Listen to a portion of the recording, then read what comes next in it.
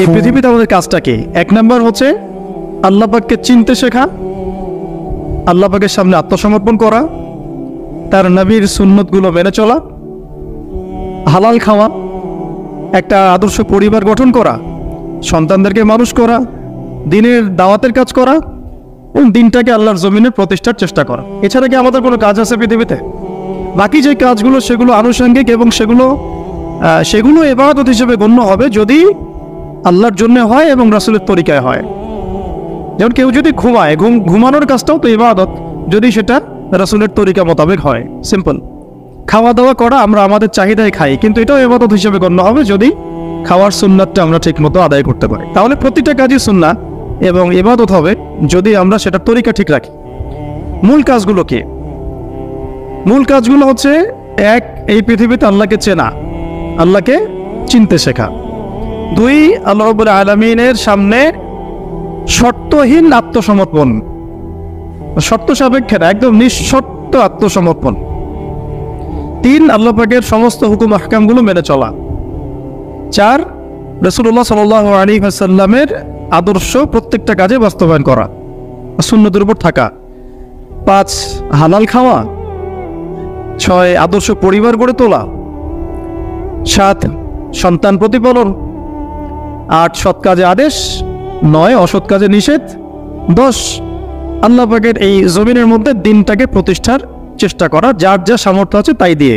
কেউ জান দিয়ে করবে, কেউ মাল দিয়ে করবে, কেউ কথা দিয়ে করবে, কেউ লিখনি দিয়ে করবে, কেউ প্রয়োজনে আল্লাহর পথে জিহাদ করবে, কেউ প্রয়োজনে শহীদ হবে। যার যেটা সুরত সে সেভাবে করবে। এছাড়া কি দুনিয়াতে আমাদের কোনো কাজ আছে? এই কাজগুলোর মধ্যে, এই কাজগুলোকে যদি আমরা বাস্তবায়ন করতে পারি তাহলে দুনিয়াতেও সফল হব ইনশাআল্লাহ, পরকালেও জান্নাতে যাব ইনশাআল্লাহ। এক্ষেত্রে এই গন্তব্য হাসিল করার জন্যে যে কাজটা সবার আগে দরকার, এতক্ষণ যেগুলো বললাম, এই গন্তব্যটা হাসিল করার জন্য সবার আগে যে কাজটা দরকার সেটা হচ্ছে সেটা হচ্ছে শরিয়াতের একটা ন্যূনতম জ্ঞান অর্জন করা।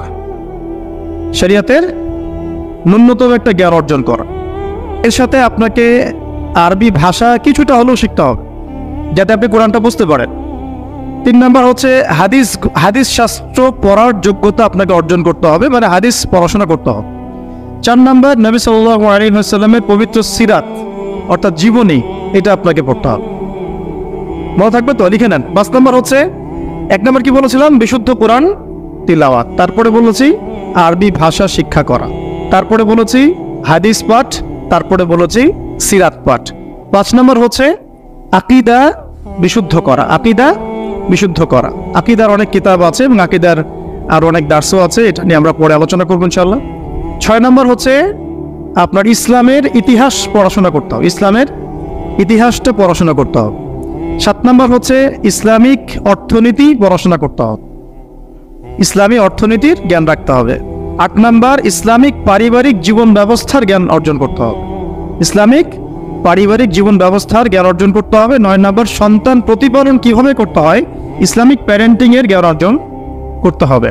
10 নাম্বার হচ্ছে যে ফিকহের জ্ঞান অর্জন করা। ফিকহ মানে হচ্ছে তুলনামূলক যে মাসলা মাসাইলগুলো না জানলে আমরা আমল করতে পারবো না, এই মাসলা মাসাইলগুলো জেনে নেওয়া, যেটাকে আমরা বলি যে ফরজে আইনের জ্ঞান, ফরজে আইনের জ্ঞান। তাহলে এখানেও 10টা পয়েন্ট বের হয়ে আসলো। তা কোরআনের আগে কোরআন দিয়ে শুরু করতে হবে, মানে কোরআন যিনি তেলাওয়াত করতে পারেন না তিনি হতভাগা। মুসলিম পরিবারে জন্মগ্রহণ করেও যিনি কোরআন তেলাওয়াত করতে পারেন না, আমি মনে করি না এই পৃথিবীতে তার চেয়ে হতভাগা কেউ আছে, আমি মনে করি না। মানে কোরআনের সাথেই সম্পর্ক নাই, আল্লাহর কিতাবে সে তেলাওয়াত করতে পারে না, তো সে এই পৃথিবীর সম্পদ নয় বরং বোঝা। আল্লাহ পাক আমাদের সবাইকে আল্লাহর কিতাব শেখার তৌফিক দান করবেন। একটা 1 নাম্বার, এখান থেকে শুরু হবে পড়াশোনা। আগে একটা আদনান ভাইয়ের বই নিয়ে নিলাম, আগে একটা অমুক স্কলারের বই নিয়ে নিলাম, আগে একটা তমুক স্কলারের বই নিয়ে নিলাম, এভাবে পড়াশোনা শুরু করতে হয় না। পড়াশোনা শুরুটাই হবে আপনার কোরআন থেকে। সব বন্ধ, আগে কোরআন তেলাওয়াত থেকে শুরু করুন। তারপরে আপনি আরবি ভাষায় আসবেন, হাদিস পড়বেন, সিরাত পড়বেন, ইতিহাস পড়বেন, অর্থনীতি পড়বেন, আস্তে আস্তে পড়বেন। এভাবে ফিকহের জ্ঞান, আকীদার জ্ঞান, সন্তান প্রতিপালন, ইসলামিক এই জীবন ব্যবস্থা বা পারিবারিক জীবন ব্যবস্থার জ্ঞানগুলো অর্জন করা। তো ইনশাআল্লাহ আমরা এই জ্ঞানগুলো অর্জনের চেষ্টা করবো তো ইনশাআল্লাহ। এখন কঠিন প্রশ্ন হচ্ছে, এখন আমি তো বললাম একটা তাত্ত্বিক কথা বললাম, এবার আপনিও জানেন আমিও জানি এটা আপনি এখন কিভাবে করবেন? কিভাবে করবেন? সম্ভব কিনা আপনার পক্ষে? কারণ এখানে অনেকেই, বেশিরভাগই হয়তো বা জেনারেল ব্যাকগ্রাউন্ডের মানুষ, যারা অনার্সে পড়েছেন, মাস্টার্স পড়েছেন, বা এখন ফ্যামিলি লাইফে আছেন, কেউ কখনোই মাদ্রাসার দুয়ারেও যেতে পারেন নাই। তাই এখন যদি আপনি এগুলো শুরু করতে চান, তাহলে আপনার সামনে অপশন কি আসলে? আপনি কি আবার শুরু থেকে মাদ্রাসায় ভর্তি হতে পারবেন? উত্তর হচ্ছে না।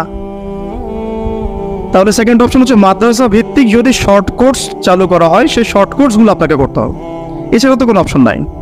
3 নম্বর আরও প্রশ্ন আসবে, এটা কি আপনি অফলাইনে সব জায়গায় মুভ করে করে করতে পারবেন? উত্তর হচ্ছে না।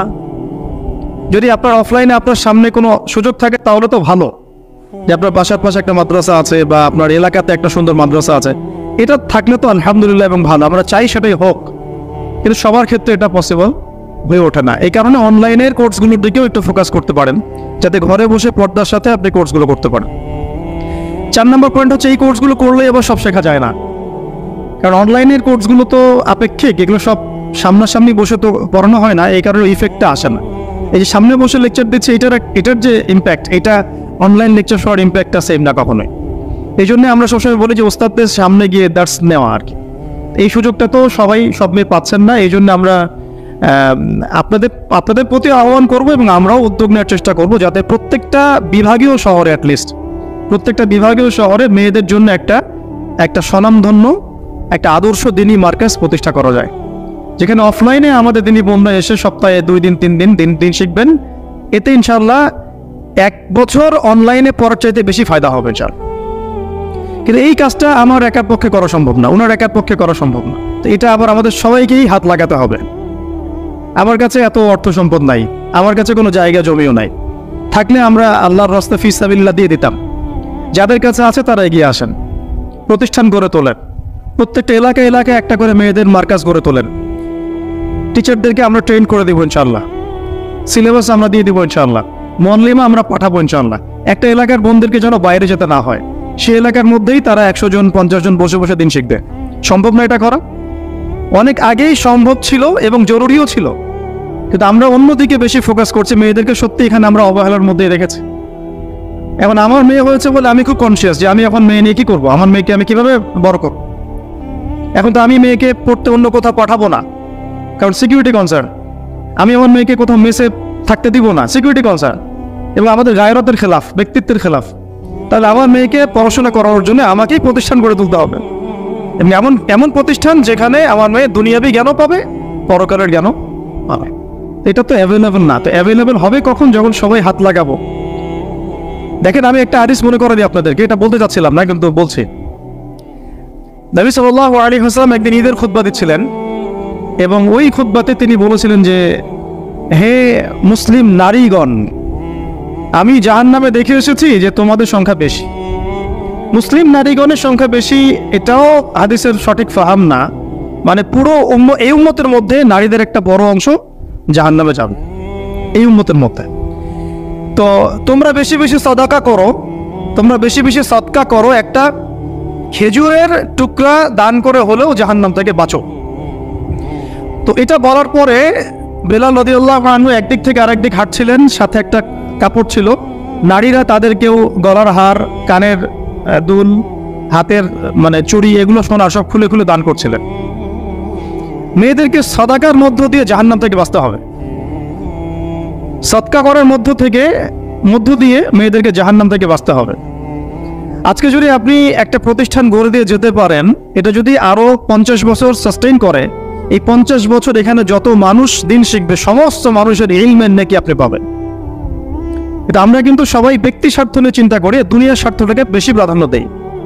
আমার 500 জায়গা আমি দিয়ে দিব, আপনি দিচ্ছেন না, বরং আপনি পরকালের জান্নাতের একটা জায়গা আপনি সার্টিফাইড করছেন। কে জানে, হয়তো এই ওসিলায় আপনার জান্নাতের ফয়সালা হয়ে যেতে পারে।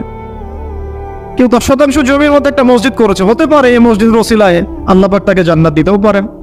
কেউ একটা মাদ্রাসা প্রতিষ্ঠা করেছে, এখানে হাজার হাজার স্টুডেন্ট পড়াশোনা করছে, কে জানে হয়তো এই ওসিলায় আল্লাহ পাক তাকে পরকালে জান্নাত দিতে পারেন। তো সাদাকা, এগিয়ে আসা এবং শিক্ষা খাতে নিজেদের জানমাল, অর্থ সম্পদকে ব্যয় করা আমাদের একার পক্ষে এখন আর এগুলো সম্ভব না। হ্যাঁ, যদি আমার কাছে রাষ্ট্রীয় কোনো ক্ষমতা থাকতো বা শিক্ষা বিভাগের কোনো ক্ষমতা থাকতো, তাহলে প্রত্যেকটা মসজিদ ভিত্তিক আমরা মেয়েদের আলাদা শিক্ষার ব্যবস্থা করতাম। মসজিদ ভিত্তিক, প্রতিষ্ঠানের প্রয়োজনই নাই। মসজিদের মধ্যে একটা আলাদা কর্নার করে ফেলা যায়, মেয়েদের জন্য স্বতন্ত্র, এখানে কোনো পুরুষের ইন্টারেস্টই থাকবে না। মেয়ে শিক্ষিকা, মেয়ে ভলান্টিয়ার সবই মেয়ে, এবং উস্তাদদেরকে দিয়ে এখানে ফরজে আইন থেকে শুরু করে তাদেরকে একটা মওলানা পর্যন্ত পড়ানো সম্ভব। উদ্যোগ নেওয়া হয় নাই বিগত 30 বছর 40 বছরে। তো ইলম অর্জনের পথে আবার এরকম প্রতিবন্ধকতা আসবে, সেগুলোকে ফেস করার বা সেগুলো সলভ করার জন্য আমাদেরকে কিন্তু ফিকির করতে হবে। আর এই ফিকিরটা একজন দুজন মানুষের কাঁধে চাপিয়ে দিয়ে আপনি কিন্তু দায়মুক্ত হতে পারবেন না। যেমন আজকে সেমিনার এখানে করেছে, আপনারা চাইলে কিন্তু এই ধরনের সেমিনার আপনাদের এলাকাতেও করতে পারেন, সেখানে গেস্ট হিসেবে তাদেরকে ডাকতে পারেন। দাওয়াতের মেহনত শুরু হয়ে গেল। যদি বসে থাকেন যে প্রত্যেক 2 মাস পর পর ওস্তাদারা আয়োজন করবেন এবং আমরা যাব, তো এটা তো তখন এককেন্দ্রিক কাজ হয়ে গেল। তার রেজাল্টটা কিন্তু মানে সামান্য রেজাল্ট পাবেন আপনি, আর যদি সবাই হাত লাগান রেজাল্টটা বেশি হবে। তা আমি আপনাদেরকে উদ্বুদ্ধ করতে চাই যে দিনের পথে আপনারা দাওয়াতের মেহনতে নেমে আসেন, এমনকি দিন প্রতিষ্ঠার সংগ্রামে আমাদের পাশে দাঁড়ান। কিন্তু এর আগে যোগ্যতা অর্জন করেন, যোগ্যতাটা ইলমি যোগ্যতা। আল্লাহ পাক আপনাদেরকে বোঝার তৌফিক দান করে নেন। আর 2টা বিষয় বলে শেষ করে দিচ্ছি, সেটা হচ্ছে ওই যে ইলমের কথা বলেছিলাম শুরুতে, এর সাথে আমি আমার ব্যক্তিগত জীবন থেকে বলছি আর 3টা জিনিস ইলমের সাথে খুব বেশি কানেক্টেড, এটা মাথায় রাখবেন। একটা হচ্ছে আদব। একটা কি? আদব। আদব রক্ষা করতে না পারলে ইলম অর্জন করতে পারবেন না। তাই আদব রক্ষা করার জন্য আমাদেরকে ওই জেনারেল লাইনে পড়াশোনার মেজাজটা ত্যাগ করে আসতে হবে। আমরা ওইখানে যে মেজাজে পড়াশোনা করি, ওই মেজাজটা আমাদেরকে একটু কর্পোরেট হতে শেখায়। মানে আমি বেতন দিয়েছি 500 টাকা, আমি 500 টাকার ক্লাস পাইলাম না কেন, তাই না? মেজাজটা এরকম আর কি। অথচ এখানে ওস্তাদের দোয়া নেওয়ার জন্য আমাদেরকে সিরিয়ালে দাঁড়িয়ে থাকতে হবে। এটা হচ্ছে এই প্ল্যাটফর্ম, এটা হচ্ছে ওই অন্য জায়গা। এখানে একজন নবী হয়েও মুসা আলাইহিস সালাম যুগের পর যুগ হাঁটছেন এমন একজন ব্যক্তির সাক্ষাতের জন্য যিনি তার চেয়ে বেশি জ্ঞানী। তার নাম খিদর আলাইহিস সালাম, যিনি তাকে সাথে নিতে চাচ্ছেন না। তিনি বলছেন যে ইন্নাকা লান তাসতাতিআ মা'ইয়া সাবরা, তুমি তো আমার সাথে ধৈর্য ধরতে পারবে না। কিন্তু মুসা আলাইহিস সালাম তারপরও চললেন, বারবার প্রশ্ন করলেন, কিন্তু শেষ পর্যন্ত সম্পর্ক কিন্তু নষ্ট হয়ে গেল। মনে আছে কি? হাদিস সূরা কাহফের কথা বলছে। তো এটা হচ্ছে এই ইলমের জায়গাটা এমন একটা ইলমের জায়গা যেখানে আদব রক্ষা না করলে ইলম পাওয়া যাবে না। আরেকটা বিষয় হচ্ছে তাসকিয়া, ইলম অর্জন করে ওস্তাদের কাছ থেকে দোয়া নেওয়া এবং আত্মশুদ্ধি অর্জন করা। মনের মধ্যে কোনো হিংসা না রাখা। আমাদের সবার এখন মনের মধ্যে যে হিংসা দিয়ে ভর্তি, হিংসাগুলোকে ছেড়ে দেন, মন বড় করে ফেলেন, আল্লাহর জন্য ছেড়ে দেন। হিংসা ত্যাগ করেন, গীবত করা বন্ধ করে দেন, অপবাদ দেয়া তো একেবারেই নিষেধ, পরশ্রী কাতরতা ছেড়ে দেন, মনটাকে একদম খালেস করে রাখেন।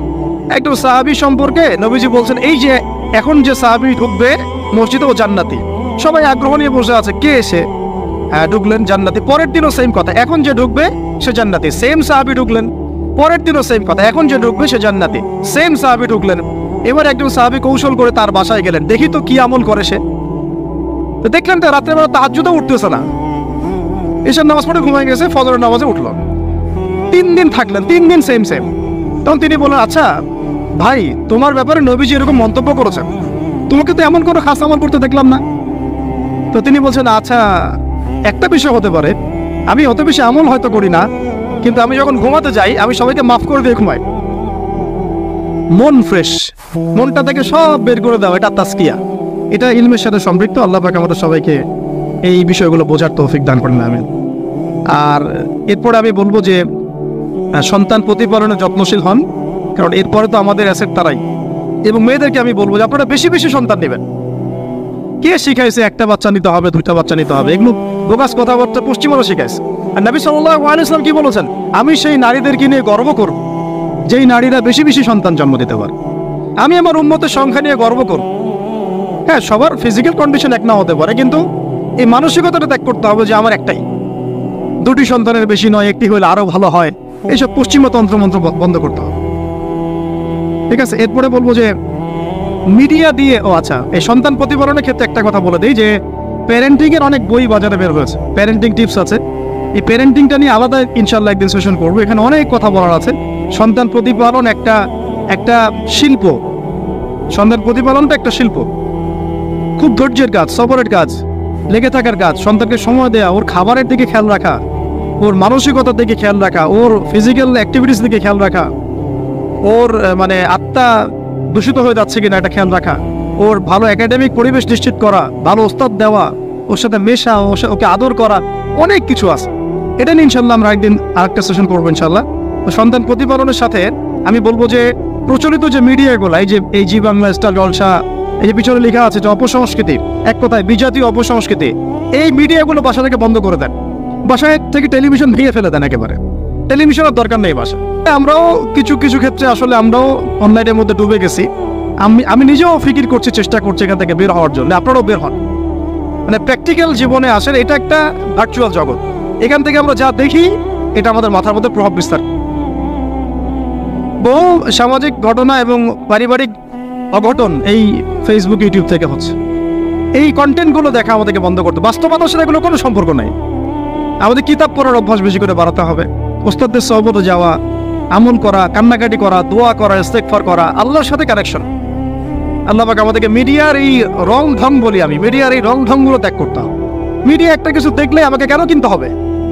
কেন আমি একটা মিডিয়াতে দেখলাম যে এরকম একটা নতুন অর্নামেন্টস আসছে, আমাকেই কেন কিনতে হবে? কেন আমাকে, কেন আমি ওটার জন্য আবার বাসায় চাপ দিব? কেন ওইটা আমি আমার পরিবারে ফাসাদ সৃষ্টি করার কারণ হবে? প্রয়োজন নাই। আর আমাদের মানে মাদ্রাসার মেয়েদেরকেও এসব থেকে দূরে রাখতে হবে, মিডিয়া থেকে দূরে রাখতে হবে। মানে সব মিডিয়া উপকারী না, বরং মিডিয়ার মধ্যে 99% ইসলামিক মিডিয়া না। যদি এটা হতো যে সব এর মধ্যে অ্যাটলিস্ট 10% ইসলামিক মিডিয়া, তাহলে বলতাম ওগুলো অ্যাটলিস্ট দেখেন।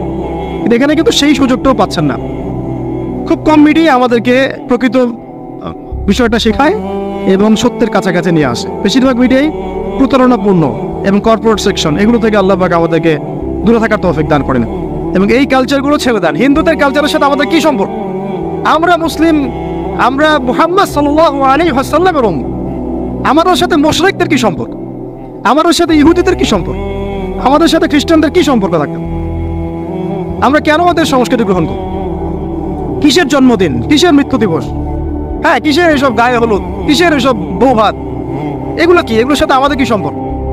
আমাদের সাথে সম্পর্ক হচ্ছে হিজাবের, সালাতের, তাসবির, সিজদার, জায়নামাজের, আতরের, খুশবুর, মিসওয়াকের। আমাদের সাথে এগুলোর সম্পর্ক। আমাদের সাথে সম্পর্ক হিজাবের, আমাদের সাথে সম্পর্ক ইসলামিক ক্যালিগ্রাফির, ইসলামিক, আমাদের সাথে সম্পর্ক কোরআনের, হাদিসের, সিরাতের, লেখাপড়ার, ইলমি পরিবেশের, তাসাউফের, এগুলো আমাদের কালচার। তো কালচার খুব ইম্পর্টেন্ট। কালচার থেকে দূরে সরে গেলে আমাদের আকীদা নষ্ট হয়ে যায়। আল্লাহ পাক আমাদেরকে আমাদের কালচার ধরে রাখার তৌফিক দান করেন। আর দুটো কথা হচ্ছে, হিজাবে কঠিন হন, হিজাব একটু কঠোর হয়ে যান। এটা নিয়ে হয়তো আলোচনা শুনেছেন আপনারা, আমি জানি না পয়েন্টে এসেছিল কিনা। তো হিজাবে আরো অনেক কঠিন হতে হবে আমাদেরকে, আস্তে আস্তে আরো। একবারে তো হয়তো আপনারা সবকিছু শক্ত করে ধরতে পারবেন না, অ্যাটলিস্ট আপনার ধারাবাহিকতা বজায় রাখ। হিজাবে অনেক কঠিন হওয়ার চেষ্টা করি। আমাদের অনেক দেরি বোনকে আমরা একটু ক্যাজুয়াল দেখি হিজাবের ব্যাপারে, এটা থেকে আপনার বের হওয়ার তৌফিক দান করেন, আমিন। আর একটা মেয়েদেরকে একটা নসিহত করবো, স্পেশালি যে অল্পে তুষ্ট থাকেন, ইনশাল্লাহ জীবনে সুখী হয়ে যাবেন ইনশাল্লাহ। এমন মানে এইটা যে একেবারে সবসময় আমাকে নামাজ, রোজা, হজ জায়গাতেই ফোকাস করতে হবে। আমার আদাব ও মুআশারাতটাও অনেক বড় ব্যাপার, চলাফেরা, ওঠা বসা, আমাদের ডিলিংসগুলো। তো এখানে আমি একটু বলবো আপনাদেরকে, কারণ এই যুগটা তো অনলাইনের যুগ, মিডিয়া দ্বারা প্রভাবিত হওয়ার যুগ। বিভিন্ন সিরিয়ালস আমাদের মাথায় এখনো বসে আছে, দেখেছি জীবনে আমরা অনেক সময় কেউ না কেউ। তো এগুলো আমার মাথায় কিন্তু ইম্প্যাক্ট ফেলে, এগুলো আমাদের মাথায় ইম্প্যাক্ট ফেলেছে। সমাজ ব্যবস্থা আমাদের মাথায় ইম্প্যাক্ট ফেলেছে। যে পরিবেশে আমরা পড়াশোনা করেছি, এই পরিবেশটা আমার উপর ইম্প্যাক্ট ফেলেছে। সব মিলে আমাদের মাথাটা এখন পুরো দূষিত, আমাদের মাথাটা কিন্তু পুরাই দূষিত, কলবটা আরো দূষিত। এইখানে যে বিষয়গুলো ফোকাস করা দরকার, যে পিতা মাতার সাথে একদম কোমল হয়ে যান, ছেড়ে দেন, নিজের অধিকারে না আসলেও ছেড়ে দেন। পিতা মাতার সাথে কোমল হয়ে যান। পিতা এবং মাতা আপনার জান্নাত জাহান্নামের মাধ্যম। যদি স্বামী থেকে থাকে, স্বামীর প্রতি নরম হয়ে যান, তাকে ছাড় দেওয়া শেখেন। সবচেয়ে বড় কথা, তাকে মহব্বত করা তো অবশ্যই জরুরি, মহব্বতের চাইতেও বেশি জরুরি স্বামীকে বিশ্বাস করা এবং তাকে সম্মান করা। এমন কোনো কথা এবং কাজ না করা যেটা স্বামীর গায়রত বা ব্যক্তিত্ব আঘাত করে। আমি পয়েন্টটা হয়তো বোঝাতে সক্ষম হয়েছি। ভালোবাসা অনেক গুরুত্বপূর্ণ বিষয়, ঠিক আছে, কিন্তু ভালোবাসা শুধুমাত্র একমাত্র গুরুত্বপূর্ণ বিষয় নয়। আরো গুরুত্বপূর্ণ বিষয় হচ্ছে বিশ্বাস, সম্মান এবং আনুগত্য। বিশ্বাস, সম্মান এবং আনুগত্য। এখন বলতে পারেন যে আমার স্বামী আমাকে অন্যায় কাজে আদেশ করলে কি আমি আনুগত্য করব? কখনোই না। যখন স্বামী আপনাকে কোরআন সুন্নাহর দিকে আপনাকে ধাবিত করবেন, তখন আপনি তার আনুগত্য করতে বাধ্য, এবং এটা আপনার জান্নাতে যাওয়ার মাধ্যম বটে। এই হাদিসটা খুব ভালো করে মনে রাখতে হবে যে এই পৃথিবীতে কেউই আল্লাহ পাকের পরে সিজদা পাওয়ার যোগ্য না। এমনকি নবীদেরকেও আল্লাহ পাক সিজদা করতে বলেন নাই, কিন্তু সেই নবী আমাদেরকে কিন্তু বলেছিলেন যে যদি আল্লাহ পরে কাউকে আমি সিজদা করতে বলতাম, তাহলে আমি স্বামীদেরকে সিজদা করতে বলতাম। এটাকে তসলিমা নাসরিন স্টাইলে বুঝলে হবে না। ওরা এটাকে এভাবে নিবে যে ইসলাম মেয়েদেরকে দাসত্বের শৃঙ্খলা আবদ্ধ করতে চাচ্ছে, হ্যাঁ, আত্মস্বাধীনতা দিবে না ইত্যাদি। আমরা দেখব পরকালে আমি জান্নাতে যেতে পারছি কিনা। আল্লাহ পাকের হুকুমের চাইতে আমার কাছে কোনো যুক্তি বড় নয়। আল্লাহ পাকের হুকুমের চাইতে আমার কাছে কোনো যুক্তি, বিজ্ঞান, প্রযুক্তি এগুলো বড় মানদণ্ড নয়। শুধুমাত্র স্বামীর আনুগত্য, বিশ্বাস, সম্মানের বদৌলতে দেখা যায় যে পুরোটা জীবন এই বেচারা আপনার জন্য ঠেলে দিবেন চাল। আর এই জায়গায় যদি দেখা যায় ঘাটতি থাকে, তখন কোনো কোনো ক্ষেত্রে ভালোবাসা যথেষ্ট হয়ে ওঠে না। এবং আপনারা জানেন এই শহরে ডিভোর্সের সংখ্যা দিন দিন বাড়ছে। কেন? এইগুলো মেজর কারণ আছে। হ্যাঁ, আমি বলছি না যে সব ছেলেই একেবারে পারফেক্ট, কখনোই না। ছেলেরাও যেমন সাহাবী না, মেয়েরাও সেরকম মহিলা সাহাবী না। কিন্তু সবর, আনুগত্য, নরম কোমলতার কোনো বিকল্প নাই। উভয় পক্ষের জন্যই নসিহতগুলো আর কি, স্বামীর জন্য এবং স্ত্রীর জন্য। আরেকটা বিষয় হচ্ছে যে স্বামীর পরিবার নিয়ে খোঁটা না দেওয়া, স্বামীর যে বাবা মা ভাই বোন এই ব্যাপারগুলো নিয়ে খোঁটা দেওয়া না দেওয়া বা খোঁচাখুচি না করা, এবং তার যে অবদান আপনার প্রতি এটাকে অস্বীকার না করা, কুফরি না করা। একটা হাদিসের মধ্যে নবী সাল্লাল্লাহু আলাইহি ওয়াসাল্লাম কিন্তু বলেছেন যে বেশিরভাগ নারীর জাহান্নামে যাওয়ার কারণ কি? সাহাবীরা জিজ্ঞাসা করেছিলেন, তিনি বলেছেন তারা কুফরি করে। কি কুফরি করে? তারা কি আল্লাহর সাথে কুফরি করে? নবীজি বলেছেন না, বরং তারা সারা জীবন স্বামীর যে দিয়ে যাওয়া যে স্যাক্রিফাইস বা অধিকার, এটাকে হঠাৎ করে অস্বীকার করে বসে, হঠাৎ কোনো একদিন অস্বীকার করে বসে। এটার কারণে দেখা যায় আল্লাহ পাক নারাজ হয়ে যান। আল্লাহ রাব্বুল আলামিন তো একজন ব্যভিচারী নারীকেও জান্নাত দিয়েছেন মাত্র কুকুরকে পানি পান করানোর কারণে। আবার একজন নারীকে বিড়াল বেঁধে রেখে কষ্ট দেওয়ার কারণে জাহান্নামে দিয়েছে। তো জবান এমনই একটা কঠিন জিনিস, যেটাকে নিয়ন্ত্রণে না রাখলে আমাদের জন্য ক্ষতি হবে। আল্লাহ পাক আমাকে আপনাদের সবাইকে জবান হেফাজতে রাখার তৌফিক দান করে নেন। আর কিছু বিষয় হচ্ছে, কিছু শাসন সমাজে থাকে, মানে পরিবারের মধ্যে থাকে। এই শাসনগুলো কখনোই মেয়েদেরকে বিপথে নিয়ে যাওয়ার জন্য নয়, বরং যে আপনাকে মহব্বত করবে সেই আপনাকে শাসন করবে। যে আপনাকে মহব্বত করে সেই কিন্তু আপনাকে শাসন করবে। যার আপনার ব্যাপারে কোনো কেয়ার নাই সে কিন্তু আপনাকে শাসন করতে আসবে না। আপনি কোথায় যান তার তো কোনো যায় আসবে না। আর যে আপনাকে চাইবে, জোর করে টেনে নিয়ে আসতে চাইবে জান্নাতের পথে, সে কিন্তু আপনার উপর মাঝে মাঝে শাসন করতে পারে। ওই অধিকারটুকু দিতে হবে। আর আমাদের মেয়েদেরকে ওই মেজাজেও তৈরি করতে হবে। তো পারিবারিক বিষয়গুলোর ক্ষেত্রে আসছিলাম, এটা একটু পরে আবার আসতেছি ইনশাআল্লাহ, যে ইলমের সাথে আমলটা খুব জরুরি। এবং আমলের ক্ষেত্রে শুধু নামাজ, রোজা, হজ, যাকাত এটাকে আমি মিন করছি না। মিন করছি যে আমার বাবার সাথে সম্পর্ক, মায়ের সাথে সম্পর্ক, আত্মীয়দের হক আদায় করছে কিনা, প্রতিবেশীর সাথে রিলেশন ঠিক আছে কিনা, এবং স্পেশালি পরিবারের স্বামীর সাথে আমার এই বিষয়গুলো ঠিক আছে কিনা। তো এগুলো যদি ঠিক থাকে, অল্প আমল যথেষ্ট হয়ে যাবে ইনশাআল্লাহ তাআলা। আল্লাহ পাক আমাদেরকে ইলম অনুযায়ী আমল করার তৌফিক দান করেন, আমিন। 3 নম্বর আমি পয়েন্ট নোট আউট করছিলাম মেয়েদের জন্য, যে আমি আমার মেয়েকে নসিহত করতাম যে বেশি বেশি দান সদকা করতে, বেশি বেশি দান সদকা করতে। মেয়েদের জন্য স্পেশালি সাদাকাটা বেশি করা উচিত। ছেলেরা তো সাদাকা করে, কম বেশি কিন্তু করে, যেহেতু তারা বাইরে থাকে। তো আপনারা সাদাকা করার জন্য যদি স্বামীর অর্থ আপনাদের কাছে নেন, এটা দোষের কিছু না। চেয়ে নেওয়া, বলে নেওয়া, তাদের কাছ থেকে অর্থ নিয়ে সাদাকার একটা অংশ রাখা।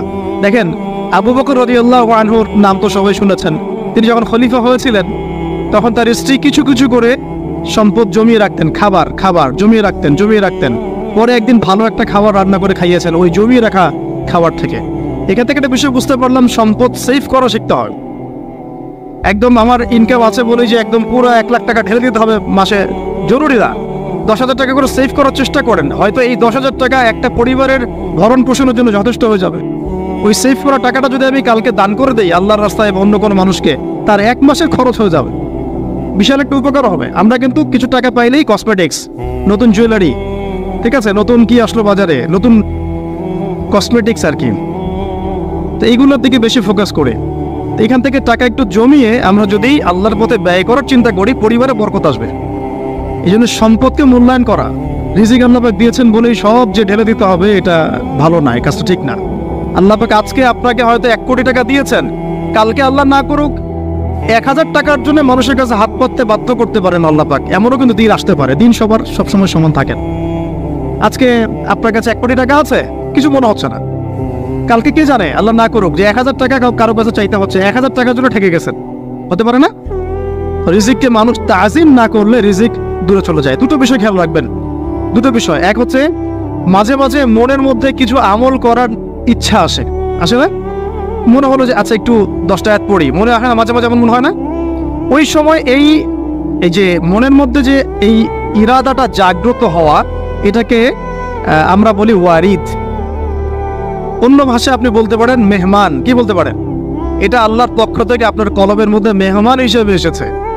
এখন আপনি যদি আমলটা করেন, সেই মেহমান বারবার আপনার কলবে আসবে।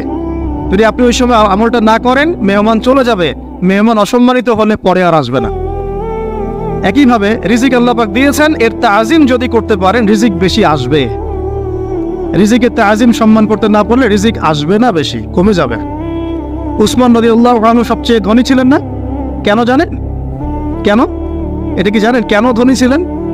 একে তো তিনি প্রচুর দান সদকা করতেন, এটা তো আপনারা জানেনই। আরেকটা জিনিস অনেকে জানে না, তিনি উটের পিঠে বসেছিলেন, কিছু একটা খাচ্ছিলেন, এই 2-1টা দানা পড়ে গেছে নিচে। উটের পিঠ থেকে নেমেছেন, নেমে সেই দানা উঠিয়েছেন, পরিষ্কার করেছেন, ধুয়েছেন, আবার খেয়েছেন। তার এই 2-4টা দানার কোনো কিন্তু মানে পরোয়া না করলেও চলে, তার প্রচুর অর্থ সম্পদ আছে। এত অর্থ সম্পদ যে তাবুক যুদ্ধের দিন 30,000 সেনাবাহিনীর দায়িত্ব নিয়েছেন। 30,000 সেনাবাহিনীর দায়িত্ব নিয়েছেন। সেনাবাহিনী যাবে, থাকবে, খাবে, তাবু টাঙাবে, সব দায়িত্ব তার।